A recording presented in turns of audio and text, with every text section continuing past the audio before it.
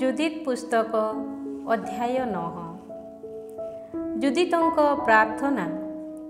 ତତ୍ପରେ ଯୁଦିତ ସାଷ୍ଟାଙ୍ଗ ପ୍ରଣିପାତ କରି ନିଜ ମସ୍ତକ ଉପରେ ଭସ୍ମ ଛିଞ୍ଚିଲେ। ଜେରୁସାଲେମସ୍ଥ ଦେବାଳୟରେ ଯେତେବେଳେ ସନ୍ଧ୍ୟାକାଳୀନ ଧୂପାର୍ଚ୍ଚନା ହୁଏ, ସେ ସମୟରେ ନିଜ ପରିହିତ ଚଟବସ୍ତ୍ର ଅନାବୃତ କରି ପ୍ରଭୁଙ୍କ ସନ୍ନିଧାନରେ ଉଚ୍ଚ ସ୍ୱରରେ ପ୍ରାର୍ଥନା କରି ସେ କହିଲେ, ପ୍ରଭୁ ମୋର ପିତା ସିମିଆନଙ୍କ ହେ ଈଶ୍ୱର, ଜଣେ କନ୍ୟାର କୁମାରୀତ୍ୱକୁ ନଷ୍ଟ କରିବା ପାଇଁ ନିଜ ପରିହିତ କଟିବନ୍ଧନୀକୁ ଅନାବୃତ କରିଥିବା, ତାଙ୍କୁ ଅପମାନ ଦେବା ପାଇଁ ତାର ଜାନୁଦେଶକୁ ଓ ତାକୁ ଲଜ୍ଜା ଦେବା ପାଇଁ ତାର ଗର୍ଭକୁ କଳୁଷିତ କରିଥିବା ବିଦେଶୀମାନଙ୍କ ବିରୁଦ୍ଧରେ ପ୍ରତିଶୋଧ ନେବା ପାଇଁ ତୁମେ ତାକୁ ଗୋଟିଏ ଖଡ଼୍ଗ ପ୍ରଦାନ କରିଥିଲ।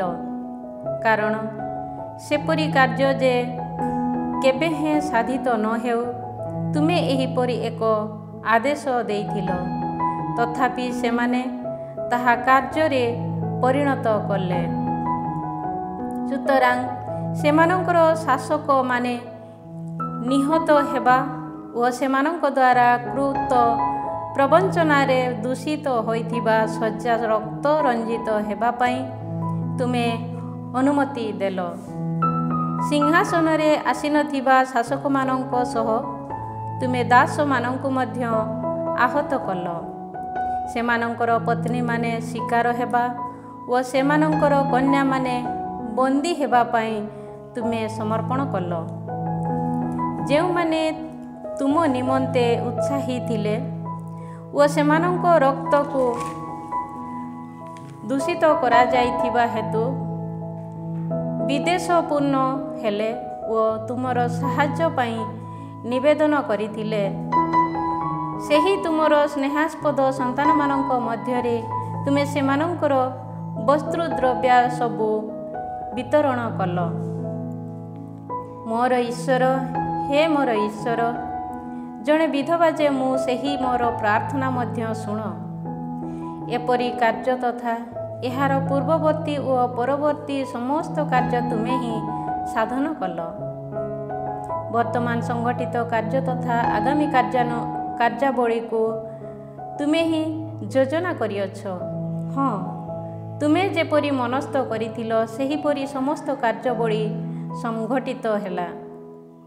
ତୁମ ଦ୍ୱାରା ଅଭୀଷ୍ଟ କାର୍ଯ୍ୟାବଳୀ ତୁମ ସନ୍ନିଧାନକୁ ଆସି ଦେଖ। ଆମେମାନେ ଏହିଠାରେ ବୋଲି କହିଲେ, କାରଣ ତୁମର ମାର୍ଗାବଳୀ ପୂର୍ବ ପ୍ରସ୍ତୁତ ଓ ତୁମର ବିଚାର ପୂର୍ବଜ୍ଞାନରୁ ଆୟୋଜିତ। ଦେଖ, ଆସିରୀୟମାନେ ବର୍ତ୍ତମାନ ଶକ୍ତିରେ ବୃଦ୍ଧିପ୍ରାପ୍ତ ହୋଇଛନ୍ତି। ଘଟକ ତଥା ଅଶ୍ୱାରୋହୀମାନଙ୍କ ବଳରେ ସେମାନେ ଅହମିକାକୁ ପୂର୍ଣ୍ଣ ହୋଇଅଛନ୍ତି। ସେମାନଙ୍କ ପଦାତିକ ସୈନ୍ୟମାନଙ୍କ ବଳରେ ସେମାନେ ଗର୍ବ କରନ୍ତି। ସେମାନେ ଢାଲ ତଥା ବର୍ଚ୍ଛା, ଧନୁ ତଥା ଛାଟେଣୀର ଆଶ୍ରୟ ନିଅନ୍ତି। ଯୁଦ୍ଧକୁ ଛିନ୍ନ ବିଚ୍ଛିନ୍ନ କରିଥିବା ହେ ପ୍ରଭୁ, ତୁମକୁ ସେମାନେ ସ୍ୱୀକାର କରୁନାହାନ୍ତି। ତୁମର ନାମ ଅଟେ ପ୍ରଭୁ। ତୁମର ପରାକ୍ରାନ୍ତ ବଳ ଦ୍ୱାରା ସେମାନଙ୍କର ଶକ୍ତିକୁ ବିଧ୍ୱସ୍ତ କର। ତୁମ କୋପ ଜରିଆରେ ସେମାନଙ୍କର ପରାକ୍ରମକୁ ଅବନତ କର। ତୁମ ପବିତ୍ରତମ ସ୍ଥାନକୁ ଅପବିତ୍ର କରିବା, ତୁମର ଗୌରବମୟ ନାମ ପ୍ରତିଷ୍ଠିତ ହୋଇଥିବା ପବିତ୍ରାଳୟକୁ କଳୁଷିତ କରିବା ଓ ତୁମର ବଳିପୀଠର ଚତୁର୍କୋଣକୁ ଶୃଙ୍ଗ ସମୂହକୁ ଖଡ଼୍ଗ ଦ୍ୱାରା ବିନଷ୍ଟ କରିବା ପାଇଁ ସେମାନେ ମନସ୍ଥ କରିଅଛନ୍ତି। ସେମାନଙ୍କର ଅହମିକା ପ୍ରତି ଦୃଷ୍ଟିପାତ କର ଓ ତୁମର କୋପକୁ ସେମାନଙ୍କ ମସ୍ତକ ଉପରେ ବର୍ଷଣ କର। ଯାହାକୁ କାର୍ଯ୍ୟରେ ପରିଣତ କରିବା ପାଇଁ ମୁଁ ପରିକଳ୍ପନା କରିଅଛି, ତାହା ସାଧନ କରିବା ନିମନ୍ତେ ଜଣେ ବିଧବା ଯେ ମୁଁ, ସେହି ମୋତେ ଶକ୍ତି ପ୍ରଦାନ କର। ମୁନିବ ସମେତ ଦାସକୁ ଓ ସେବକ ସମେତ ମୁନିବକୁ ମୋ ଅଧରରୁ ନିର୍ଗତ ମିଥ୍ୟା ବଳରେ ଆଘାତ କର। ଜଣେ ନାରୀର ହସ୍ତ ଦ୍ୱାରା ସେମାନଙ୍କର ଔଦ୍ଧତ୍ୟକୁ ବିଧ୍ୱସ୍ତ କର। କାରଣ ସଂଖ୍ୟା ଉପରେ ତୁମ ପରାକ୍ରମ ନିର୍ଭର କରେ ନାହିଁ ଓ ତୁମର ପ୍ରତାପ ମନୁଷ୍ୟ ବଳରେ ଆଧାରିତ ନୁହେଁ। କାରଣ ତୁମେ ଦିନହୀନମାନଙ୍କର ଈଶ୍ୱର, ଅତ୍ୟାଚାରିତମାନଙ୍କର ସହାୟକ, ଦୁର୍ବଳମାନଙ୍କର ସମର୍ଥକ, ଅସହାୟମାନଙ୍କର ରକ୍ଷକ ଓ ଆଶାହୀନମାନଙ୍କର ପରିତ୍ରାତା ଅଟ। ମୋ ପିତାଙ୍କ ହେ ଈଶ୍ୱର, ଇସ୍ରାଏଲର ଉତ୍ତରାଧିକାରାଂଶରେ ହେ ଈଶ୍ୱର, ସ୍ୱର୍ଗ ମଧ୍ୟରେ ହେ ପ୍ରଭୁ, ଜଳରାଶିରେ ହେ ସ୍ରଷ୍ଟା, ତୁମର ସମସ୍ତ ସୃଷ୍ଟି ବସ୍ତୁର ହେ ରାଜା, ମୋର ପ୍ରାର୍ଥନା ପ୍ରତି କର୍ଣ୍ଣପାତ କର। ହଁ, ମୋତେ ଶୁଣ। ତୁମ ଦ୍ୱାରା ଚାଲିତ ବ୍ୟବସ୍ଥା ବିଧାନ, ତୁମ ନାମ ଉଦ୍ଦେଶ୍ୟରେ ଉତ୍ସର୍ଗିତ ଆଳୟ, ସିୟନ ପାହାଡ଼ ତଥା ତୁମ ସନ୍ତାନମାନଙ୍କର ଭବନ ବିରୁଦ୍ଧରେ ନିଷ୍ଠୁର କାର୍ଯ୍ୟକଳାପର ଯୋଜନା କରିଥିବା ସେମାନଙ୍କ ପ୍ରତି ଜଣେ ନାରୀ ମିଥ୍ୟାପୂର୍ବକ ବାର୍ତ୍ତାଳାପକୁ କ୍ଷତ ତଥା ଆଘାତ ସଦୃଶରେ ପରିଣତ କର। ସମସ୍ତ ଜାତି ତଥା ଗୋଷ୍ଠୀ ସମୂହ ଅବଗତ ହୋଇ ହୃଦୟଙ୍ଗମ କରିବା ପାଇଁ ଅବସର ଦିଅ ଯେ ତୁମେ ଅଟ ଈଶ୍ୱର, ତୁମେ ସର୍ବଶକ୍ତିମାନ ତଥା ପରାକ୍ରମର ଈଶ୍ୱର ଅଟ ଓ ଇସ୍ରାଏଲ ଜନତାର ସଂରକ୍ଷକ। ତୁମ ବ୍ୟତୀତ ଅନ୍ୟ କେହି ନାହାନ୍ତି। ଅଧ୍ୟାୟ 10। ହଲୋଫେନସର ତମ୍ବୁରେ ଜୁଦିତ୍। ଇସ୍ରାଏଲର ଈଶ୍ୱରଙ୍କ ସନ୍ନିଧାନରେ କରିଥିବା କ୍ରନ୍ଦନ ତଥା ପ୍ରାର୍ଥନା ସମାପ୍ତି କଲା ପରେ ଯେଉଁଠାରେ ସେ ସାଷ୍ଟାଙ୍ଗ ପ୍ରଣିପାତ ପୂର୍ବକ ପଡ଼ି ରହିଥିଲେ, ସେ ସ୍ଥାନରୁ ଉଠି ଜୁଦିତ୍ ନିଜ ଦାସୀକୁ ଡାକିଲେ ଓ ସାବତ ତଥା ଉତ୍ସବ ଦିନମାନଙ୍କରେ ବାସ କରୁଥିବା ଗୃହକୁ ଅବତରଣ କଲେ। ନିଜ ପରିହିତ ଚଟବସ୍ତ୍ର ତଥା ବୈଧବ୍ୟ ପରିଚ୍ଛଦ କାଢ଼ି ସେ ନିଜ ଶରୀରକୁ ଜଳରେ ଧୌତ କଲେ। ତତ୍ପରେ ସେ ବହୁମୂଲ୍ୟ ସୁଗନ୍ଧ ଦ୍ରବ୍ୟରେ ନିଜକୁ ଲେପନ କଲେ, କେଶ ବିନ୍ୟାସ କଲେ ଓ ପଗଡ଼ିରେ ବିମଣ୍ଡିତ ହେଲେ। ଏହାପରେ ତାଙ୍କ ପତି ମାନାସେ ଅଦ୍ୟାବଧି ଜୀବିତ ଥିବା ସମୟରେ ନିଜକୁ ବିଭୂଷିତ କରିଥିବା ଅତି ମନୋହର ବସ୍ତ୍ର ସେ ପରିହିତ ହେଲେ। ତତ୍ପରେ ସେ ପାଦୁକା ପିନ୍ଧି କଣ୍ଠହାର, କଙ୍କଣ, ବଳା, କର୍ଣ୍ଣାଭୂଷଣ ତଥା ଅନ୍ୟାନ୍ୟ ଅଳଙ୍କାରରେ ଅଳଙ୍କୃତ ହୋଇ ତା ଉପରେ ଦୃଷ୍ଟିପାତ କରୁଥିବା ସମସ୍ତ ପୁରୁଷକୁ ଆକର୍ଷଣ କରିପାରୁଥିବା ଭଳି ନିଜକୁ ଅତ୍ୟଧିକ ସୁନ୍ଦର ରୂପେ ସଜାଇଲେ। ତହୁଁ ସେ ଏକ ପାତ୍ର ପୂର୍ଣ୍ଣ ଦ୍ରାକ୍ଷାରସ ଓ ଏକ ପାତ୍ର ତୈଳ ନିଜ ଦାସୀ ହସ୍ତରେ ସମର୍ପଣ କଲେ। ଭଜା ଶସ୍ୟ, ଶୁଷ୍କ ଫଳରୁ ନିର୍ମିତ ଗୋଟିଏ ପିଷ୍ଟକ ଓ ସୂକ୍ଷ୍ମ ମଇଦାରୁ ପ୍ରସ୍ତୁତ ଖଣ୍ଡିଏ ରୁଟିକୁ ଥଳିରେ ରଖି ପାତ୍ର ସମୂହକୁ ଆବୃତ କରି ସେହି ଦାସୀ ହସ୍ତରେ ସେ ନ୍ୟସ୍ତ କଲେ। ଏହାପରେ ସେମାନେ ବେଥୁଲିଆ ନଗରୀର ଦ୍ୱାରକୁ ଗମନ କଲେ ଓ ସେଠାରେ ନଗରୀ ବୟୋଜ୍ୟେଷ୍ଠ କାବ୍ରିସ୍ ଓ କାର୍ମିସଙ୍କ ସହ ଉସିଆ ଦଣ୍ଡାୟମାନ ଥିବା ଦେଖିବାକୁ ପାଇଲେ।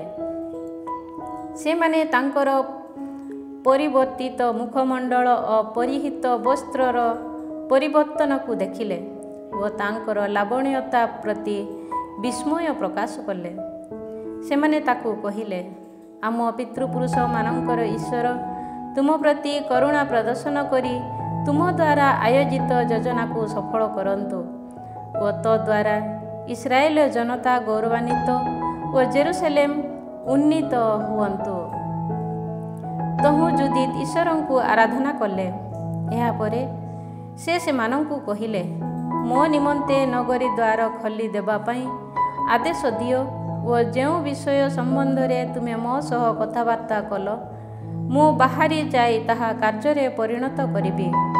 ତହୁଁ ସେମାନେ ତାଙ୍କ ସକାଶେ ଦ୍ୱାର ଖୋଲିବା ପାଇଁ ଯୁବକମାନଙ୍କୁ ଆଦେଶ ଦେଲେ। ସେମାନେ ଦ୍ୱାର ଖୋଲିଦେଲେ ଓ ଯୁଦିତ୍ ନିଜ ଦାସୀ ଗହଣରେ ବାହାରି ଗଲେ। ପୁଣି ପର୍ବତ ପଥ ଦେଇ ସେ ଅବତରଣ କଲେ ଓ ଉପତ୍ୟକା ଦେଇ ନଗରୀବାସୀମାନଙ୍କ ଦୃଷ୍ଟି ପଥରୁ ଅଦୃଶ୍ୟ ହେବା ପର୍ଯ୍ୟନ୍ତ ସେମାନେ ତାଙ୍କୁ ଚାହିଁ ରହିଲେ। ସେମାନେ ଉପତ୍ୟକା ଦେଇ ସିଧାସଳଖ ଅଗ୍ରସର ହେଲେ ଓ କେତେକ ଆସିରୀୟ ପ୍ରହରୀ ତାଙ୍କୁ ଦେଖିବାକୁ ପାଇଲେ। ସେମାନେ ତାଙ୍କୁ ଧରି ପଚାରିଲେ, ତୁମେ କେଉଁ ଗୋଷ୍ଠୀର? କେଉଁଠାରୁ ଆସୁଅଛ? କେଉଁଠାକୁ ଯାଉଅଛ?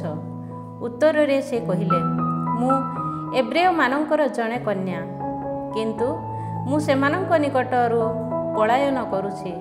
ସେମାନଙ୍କୁ ତୁମ ହସ୍ତରେ ସମର୍ପିତ ହେବା ସମୟ ଆସି ଉପଗତ ହେଲାଣି ଓ ସେମାନେ ସେମାନଙ୍କୁ ଗ୍ରାସ କରିବ। ତୁମ ସେନାପତି ହଲୋଫେର୍ଣ୍ଣସକୁ ସାକ୍ଷାତ କରି ତାକୁ ଯଥାର୍ଥ ବୃତ୍ତାନ୍ତ ଜଣାଇବା ଉଦ୍ଦେଶ୍ୟରେ ମୁଁ ତା ନିକଟକୁ ଯାତ୍ରା କରୁଅଛି।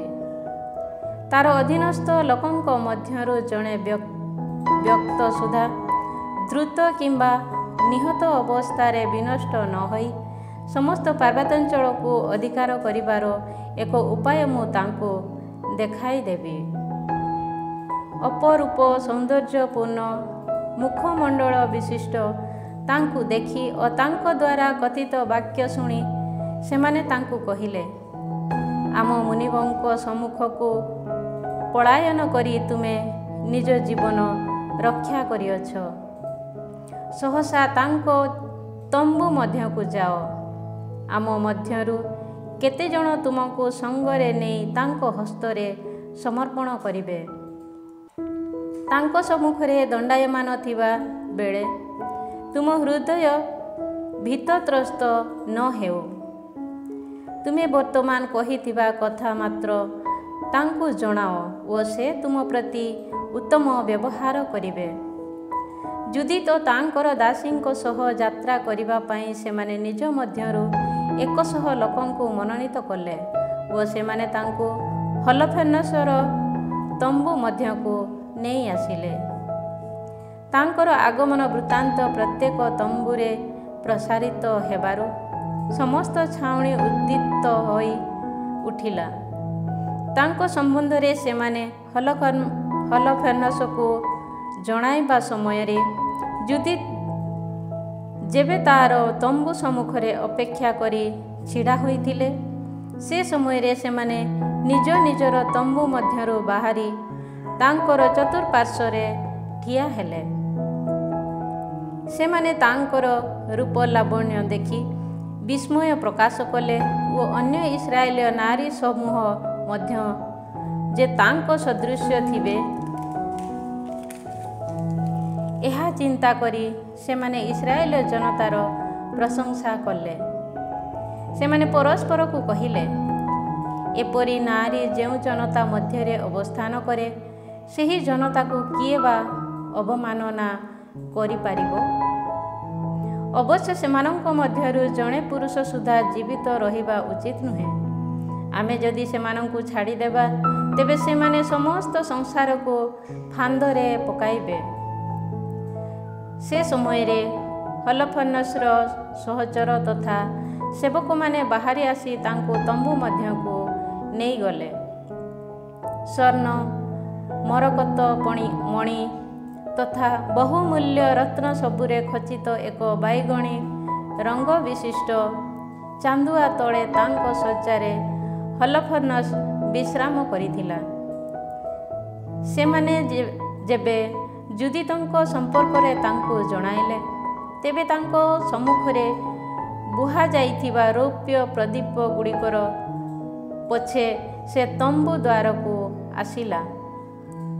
ହଲୋଫେର୍ଣ୍ଣସ ଓ ତାର ସେବକମାନଙ୍କ ସମ୍ମୁଖକୁ ଯୁଦିତ୍ ଆସିବା ବେଳେ ସେମାନେ ସମସ୍ତେ ତାଙ୍କ ମୁଖମଣ୍ଡଳର ରମଣୀୟତା ଦେଖି ବିସ୍ମିତ ହେଲେ।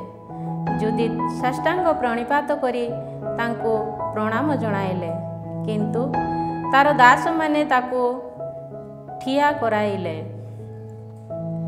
ଅଧ୍ୟାୟ 11। ହଲୋଫେର୍ଣ୍ଣସ ସହ ଯୁଦିତଙ୍କ କଥାବାର୍ତ୍ତା। ସେ ସମୟରେ ହଲଫେନସ୍ ତାଙ୍କୁ କହିଲା, ହେ ନାରୀ, ସାହସୀ ହୁଅ, ତୁମର ହୃଦୟ ଭୀତତ୍ରସ୍ତ ନ ହେଉ।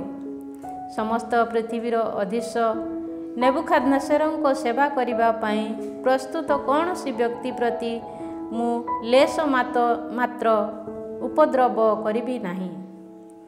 ବର୍ତ୍ତମାନ ସୁଦ୍ଧା ପାର୍ବତ୍ୟାଞ୍ଚଳବାସୀ ତୁମର ସ୍ୱଜନମାନେ ମୋତେ ଯଦି ଅବମାନନା କରିନଥାନ୍ତେ, ତେବେ ମୁଁ ସେମାନଙ୍କ ବିରୁଦ୍ଧରେ ମୋର ବର୍ଚ୍ଛା ଉତ୍ତୋଳନ କରିନଥାନ୍ତି।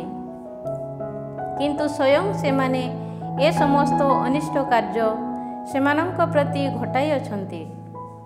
ତୁମେ ସୁରକ୍ଷିତ ସେମାନଙ୍କ ସମୀପରୁ ପଳାୟନ କରି ତୁମେ ଆମ ନିକଟକୁ କାହିଁକି ଆସିଅଛ? ମୋତେ ତାହା କୁହ। ସାହସୀ ହୁଅ, ଆଜି ରାତି ତଥା ବର୍ତ୍ତମାନ ଠାରୁ ତୁମେ ସୁରକ୍ଷିତ ହୋଇ ରହିବ। କେହି କେବେ ତୁମ ପ୍ରତି କୌଣସି ଉପଦ୍ରବ କରିବ ନାହିଁ। ବରଂ ମୋର ମୁନିବ ନେବୁଖାଦ୍ନେସରଙ୍କ ସେବକଙ୍କୁ ପ୍ରଦର୍ଶନ କରୁଥିବା ଭଳି ସମସ୍ତେ ତୁମ ପ୍ରତି ସ୍ନେହ ବ୍ୟବହାର ପ୍ରଦର୍ଶନ କରିବେ। ଯୁଦିତ୍ ତାଙ୍କୁ କହିଲେ, ତୁମର ଏହି ଦାସୀଟିର ବାକ୍ୟ ଶୁଣିବା ପାଇଁ ସଦୟ ହୁଅ ଓ ତୁମର ଏହି ଦାସୀ ତୁମ ସମ୍ମୁଖରେ ବାର୍ତ୍ତାଳାପ କରିବା ପାଇଁ ତାକୁ ଅନୁମତି ଦିଅ। ଆଜି ରାତିରେ ମୁଁ ମୋର ମୁନିବଙ୍କୁ କୌଣସି ମିଥ୍ୟା କଥା କହିବି ନାହିଁ। ତୁମେ ଯଦି ତୁମ ଏହି ଦାସୀଟିର ଉପଦେଶକୁ ଅନୁସରଣ କରିବ, ତେବେ ଈଶ୍ୱର ତୁମ ମାଧ୍ୟମରେ ତୁମର ସମସ୍ତ କାର୍ଯ୍ୟକୁ କାର୍ଯ୍ୟକାରୀ କରିବେ ଓ ତୁମର କୌଣସି ଲକ୍ଷ୍ୟ ନିଷ୍ଫଳ ହେବ ନାହିଁ। ସମସ୍ତ ପୃଥିବୀର ରାଜା ନେବୁଖାଦ୍ନେସର ରାଜୁତି କରନ୍ତି ଓ ତାଙ୍କର ଶକ୍ତି ସ୍ଥାୟୀ ହୋଇ ରହିଛି। ସମସ୍ତ ଜୀବିତ ପ୍ରାଣୀ ଉପରେ କର୍ତ୍ତୃତ୍ୱ ବିସ୍ତାର କରିବା ପାଇଁ ସେ ତୁମକୁ ପଠାଇଛନ୍ତି। କେବଳ ସମସ୍ତ ମନୁଷ୍ୟ ଯେ ତୁମ ଯୋଗୁଁ ତାଙ୍କର ସେବା କରୁଛନ୍ତି ତାହା ନୁହେଁ, ବରଂ ଭୂଚର ପଶୁ ତଥା ଗପଲ ଏବଂ ଆକାଶଚର ବିହଙ୍ଗ ସମୂହ ମଧ୍ୟ ତୁମ ଅଧିକାର ବଳରେ ନେବୁଖାଦ୍ନେସର ଓ ତାଙ୍କ ଭବନର ସେବା କରି ଜୀବନଯାପନ କରନ୍ତି। ତୁମର ଜ୍ଞାନ ତଥା ଦକ୍ଷତା ସମ୍ପର୍କରେ ଆମେ ଶୁଣିବାକୁ ପାଇଅଛୁ। ସଂସାର ସାରା ସମ୍ବାଦ ପ୍ରସାରିତ ହୋଇଛି ଯେ ସାରା ରାଜ୍ୟବାସୀ ଲୋକଙ୍କ ମଧ୍ୟରୁ ସମସ୍ତ ବିଷୟରେ ପରିଚୟ ପ୍ରାପ୍ତ ଓ ସମର କୌଶଳର ଜ୍ଞାନ ବିଶିଷ୍ଟ ଜଣେ ଉତ୍ତମ ବ୍ୟକ୍ତି କେବଳ ତୁମେ ଅଟ। ତୁମ ଯୁଦ୍ଧ ପରିଷଦରେ ଆଖିୟର କହିଥିବା ସମସ୍ତ ବାକ୍ୟ ଆମେ ଶୁଣିବାକୁ ପାଇଲୁ। କାରଣ ବେଥୁଲିଆବାସୀମାନେ ତାଙ୍କୁ ରକ୍ଷା କରିଥିବା ଫଳରେ ତୁମ ସମ୍ମୁଖରେ କହିଥିବା ସମସ୍ତ କଥା ସେ ସେମାନଙ୍କୁ ବିଦିତ କଲା। ସୁତରାଂ ହେ ମୋର ପ୍ରଭୁ ତଥା ମୁନିବ, ତା ଦ୍ୱାରା କଥିତ ବାକ୍ୟକୁ ଅବଜ୍ଞା କର ନାହିଁ, ବରଂ ଯଥାର୍ଥ ଥିବା ଯୋଗୁଁ ତୁମେ ତାକୁ ମନେ ରଖ। ନିଜ ଈଶ୍ୱରଙ୍କ ବିରୁଦ୍ଧରେ କୌଣସି ପାପ ଯଦି କରା ନଯାଏ, ତେବେ ଆମ ଜନତା ପ୍ରତି ଶାସ୍ତି ବିଧାନ କରିବା କିମ୍ବା ସେମାନଙ୍କୁ ଖଡ଼୍ଗରେ ନିଧନ କରିବା ପାଇଁ କେହି ସକ୍ଷମ ହୋଇପାରିବ ନାହିଁ। କିନ୍ତୁ ବର୍ତ୍ତମାନ ମୋର ମୁନିବ ପରାସ୍ତ ହେବେ ନାହିଁ କିମ୍ବା ତାଙ୍କର ଉଦ୍ଦେଶ୍ୟ ନିଷ୍ଫଳ ହେବ ନାହିଁ। କାରଣ ଗୋଟିଏ ପାପ କରିଥିବା ଯୋଗୁଁ ସେମାନେ ମୃତ୍ୟୁ ମୁଖରେ ପଡ଼ିବେ। ଦୁଷ୍କର୍ମ କରିବା ସମୟରେ ସଂଘଟିତ ହେବା ଭଳି ସେହି ପାପ ଯୋଗୁଁ ସେମାନେ ସେମାନଙ୍କ ଈଶ୍ୱରଙ୍କୁ କୁପିତ କରାଇବାକୁ ଉଦ୍ୟତ ହୋଇଛନ୍ତି। ସେମାନେ ସଞ୍ଚୟ କରିଥିବା ଖାଦ୍ୟ ପଦାର୍ଥ ସମ୍ପୂର୍ଣ୍ଣ ଭାବେ ଶେଷ ହୋଇଛି। ସେମାନଙ୍କର ଜଳ ଯୋଗାଣ ମଧ୍ୟ ପ୍ରାୟ ସମାପ୍ତ ହୋଇଛି। ସୁତରାଂ ପଶୁପଲଗୁଡ଼ିକୁ ବଧ କରିବା ପାଇଁ ସେମାନେ ପରିକଳ୍ପନା କରିଛନ୍ତି ଏବଂ ଭୋଜ୍ୟ ହେବା ପାଇଁ ଈଶ୍ୱର ଯାହା ସେମାନଙ୍କ ବିଧାନର ଆଦେଶ ଦ୍ୱାରା ନିଷେଧ କରିଛନ୍ତି, ସେହି ପଦାର୍ଥ ଆହାର କରିବା ପାଇଁ ସେମାନେ ସ୍ଥିର ମନା ହୋଇଛନ୍ତି। ଜେରୁସାଲେମରେ ଈଶ୍ୱରଙ୍କ ସନ୍ନିଧାନରେ ସେବା କରୁଥିବା ଯାଜକମାନଙ୍କ ଉଦ୍ଦେଶ୍ୟରେ ସମର୍ପଣ କରିବାକୁ ସଞ୍ଚୟ କରି ରଖିଥିବା ଶସ୍ୟ ସବୁର ପ୍ରଥମ ଫଳ, ଦ୍ରାକ୍ଷାରସ ତଥା ତୈଳର ଦଶମାଂଶ ଭକ୍ଷଣ କରିବା ପାଇଁ ସେମାନେ ନିଷ୍ପତ୍ତି ନେଇଛନ୍ତି।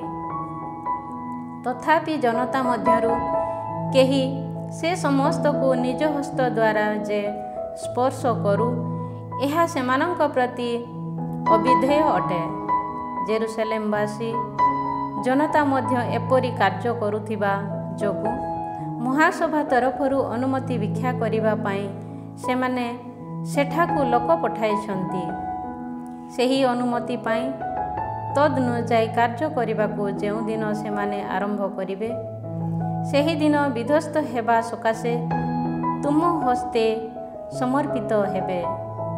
ସୁତରାଂ ଏ ସମସ୍ତର ଅବଗତ ହୋଇ ତୁମ ଏହି ଦାସୀ ମୁଁ ସେମାନଙ୍କ ନିକଟରୁ ପଳାୟନ କଲି।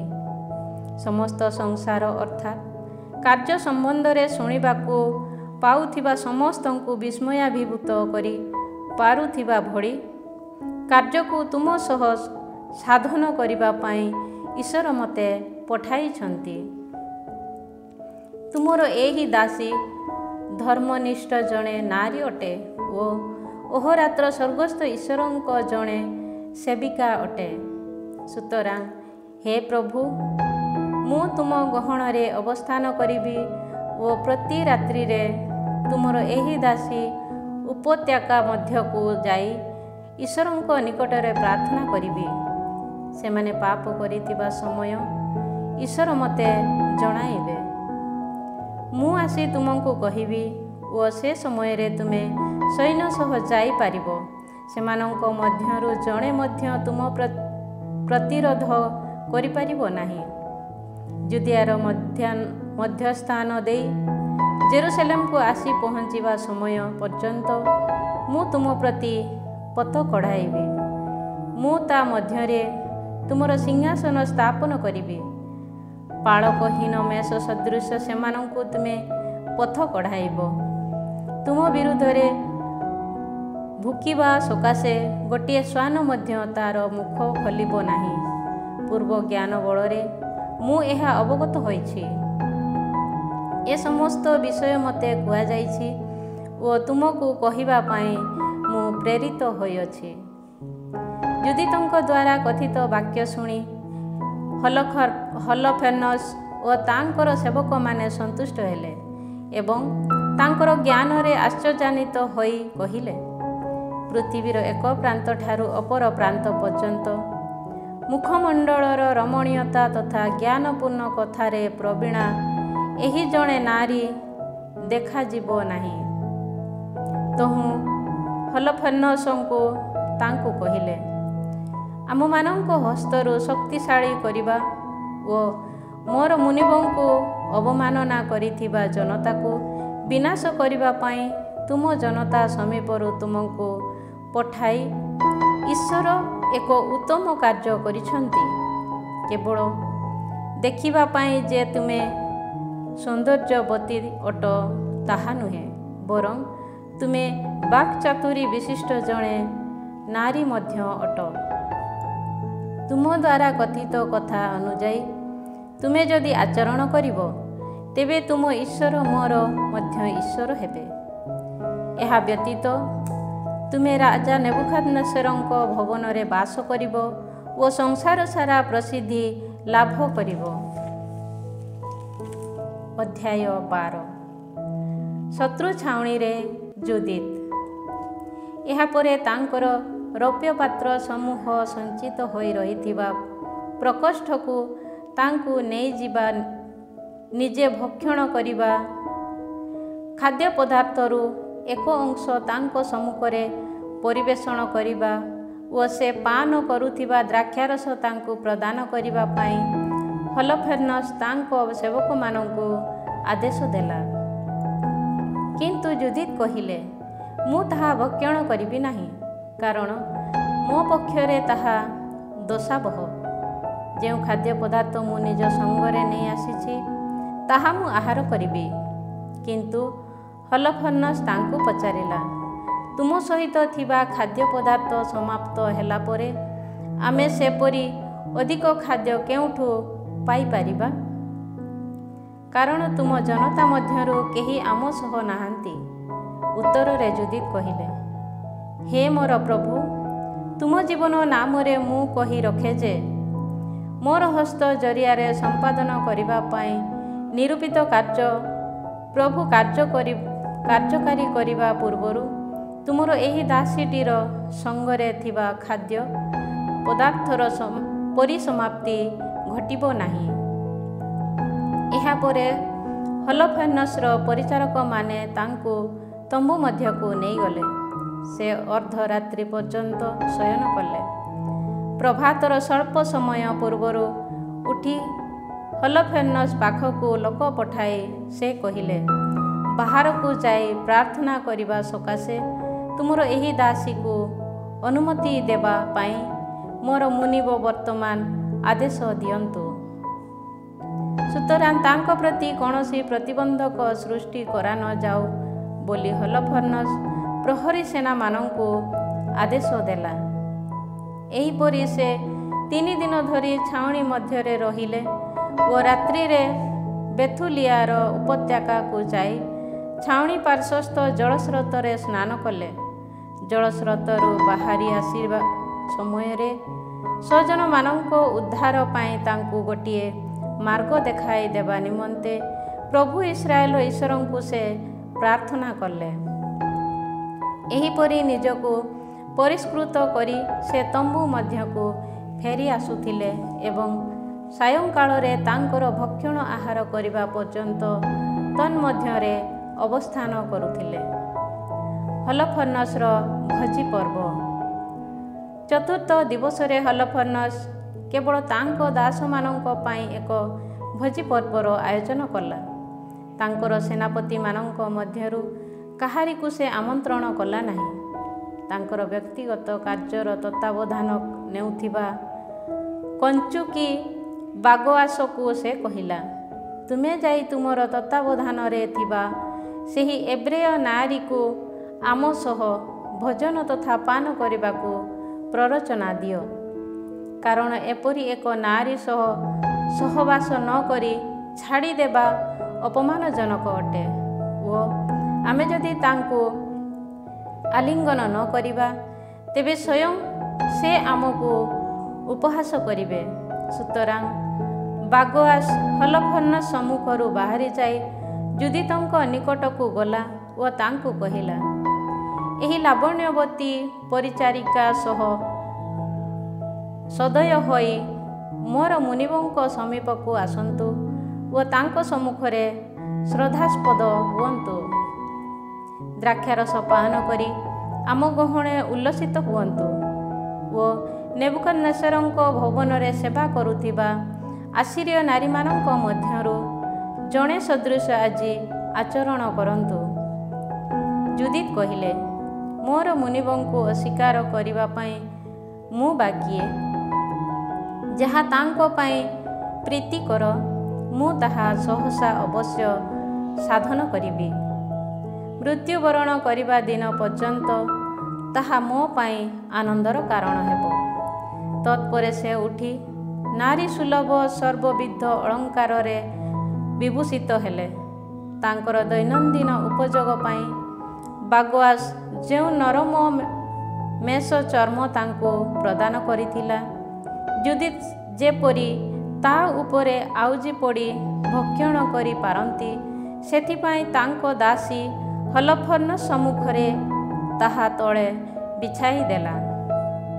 तत्परे जुदित प्रवेश करी ता उपरे आउजी बसिले।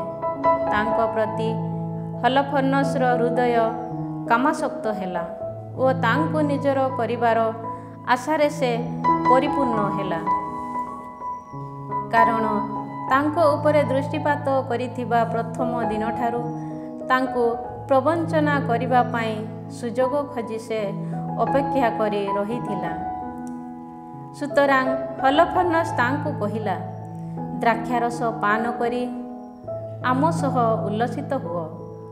जुदित कहिले, हे मोर मुनिब, मु वर्तमान पान करिबी, कारण जन्मदिन ठारू अद्यावधि समस्त दिन तुलना रे आजि मु मोर जीवन को मूल्यवान भावे विवेचना करे। तत्परे ନିଜ ଦାସୀ ପାକ କରିଥିବା ଖାଦ୍ୟ ପଦାର୍ଥ ତଥା ପାନ ଦ୍ରବ୍ୟ ନେଇ ସେ ହଲଫର୍ଣ୍ଣସ୍ ସମ୍ମୁଖରେ ଆହାର କଲେ। ହଲଫର୍ଣ୍ଣସ୍ ତାଙ୍କ ପ୍ରତି ଅତ୍ୟଧିକ ଅନୁରକ୍ତ ହେଲା ଓ ତାଙ୍କର ଜନ୍ମଦିନ ଠାରୁ କୌଣସି ଦିବସରେ କେବେ ପାନ କରିନଥିବା ମାତ୍ରାରେ ବହୁ ପରିମାଣର ଦ୍ରାକ୍ଷାରସ ପାନ କଲେ। ଅଧ୍ୟାୟ 13 ହଲଫର୍ଣ୍ଣସ୍ର ନିଧନ। ସନ୍ଧ୍ୟା ହେଲା ପରେ ତାର ଦାସମାନେ ଅତି ଶୀଘ୍ର ଚାଲିଗଲେ। ବାଗୱାସ ନିଜ ମୁନିବଙ୍କ ସମ୍ମୁଖରୁ ପରିଚାରକମାନଙ୍କୁ ବାହାର କରି ବହିର୍ଭାଗରୁ ତମ୍ବୁ ଦ୍ୱାର ରୁଦ୍ଧ କଲା। ଭୋଜି ପର୍ବ ଦୀର୍ଘ ସମୟ ଧରି ଚାଲିଥିବାରୁ ସେମାନେ କ୍ଳାନ୍ତ ହୋଇ ନିଦ୍ରା ଉଦ୍ଦେଶ୍ୟରେ ଶୟନ କଲେ। ତମ୍ବୁ ମଧ୍ୟରେ ପାନନୋନ୍ମତ୍ତ ହୋଇ ତାଙ୍କ ଶଯ୍ୟା ଉପରେ ଶାୟିତ ଥିବା ହଲଫର୍ଣ୍ଣସ୍ ସମୀପରେ କେବଳ ଯୁଦିତ୍ ରହିଲେ।